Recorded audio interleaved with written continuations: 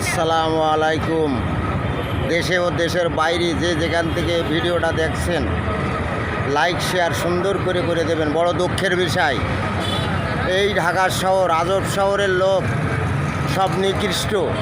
কেউ কারোর প্রতি ভালোবাসা দয়া মায়া কিচ্ছু নাই। তার প্রমাণ যেরকম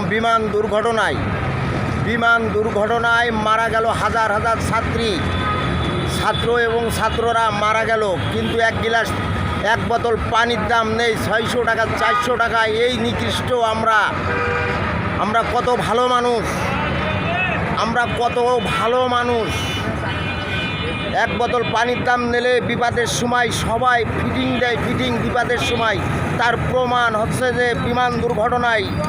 বিমান দুর্ঘটনা হইল, হাজার হাজার ছাত্র মারা গেল, কিন্তু দোকানদাররা এক বোতল পানির দাম 4 থেকে 600 টাকা দাম। তাহলে আমাদের প্রতি মানবতা ভালোবাসা আছে? নাই। আমরা কত ভালো মানুষ। এক বোতল 600 টাকা পানি, প্রস্রাব ফিরতি লাগে 10 টাকা, পানি খাতি লাগে 2 টাকা, কিন্তু আজকে দুর্ঘটনার কারণে এক বোতল পানির দাম 600 টাকা। তাহলে চিন্তা করেন আমরা কত ভালো মানুষ। তাই এই নিকৃষ্ট শহর থেকে ছেড়ে যারা ভালো মানুষ আছে তারা চলে যাক। আর আমার বেশি বেশি লাইক শেয়ার করে দিক ভাইরা, লাইক শেয়ার কমেন্ট সুন্দর করে দেবেন। এইভাবে বিনোদন আপনাদের কাছে বারে আমি বলি কই, কিন্তু আপনাদের প্রতি আমার একটু ভালোবাসা আপনারা দেখান না, দেন না ভাই। আমার প্রতি তো আপনাদের ভালোবাসা আমি দিই করছি। প্রত্যেকটা ভিডিও আমি যে সময় দোকান বন্ধ করে বাসায় যাই 2-1 মিনিট হয়তো দেখি লাইক শেয়ার কমেন্ট সুন্দর করে দিয়ে দিই সবাই, কিন্তু আমার বেলায় এই পাগলটার বেলায় মোটেই হয় না। এই জায়গায় বড় দুঃখজনক কথা। যাই হোক ভাই, যে বিষয়ে যাচ্ছিলাম,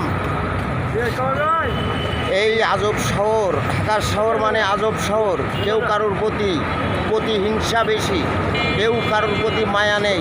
একজনের মাইরে আরেকজন বড় লোক হবে, 1 টাকার জিনিস 10 টাকা বেচবে।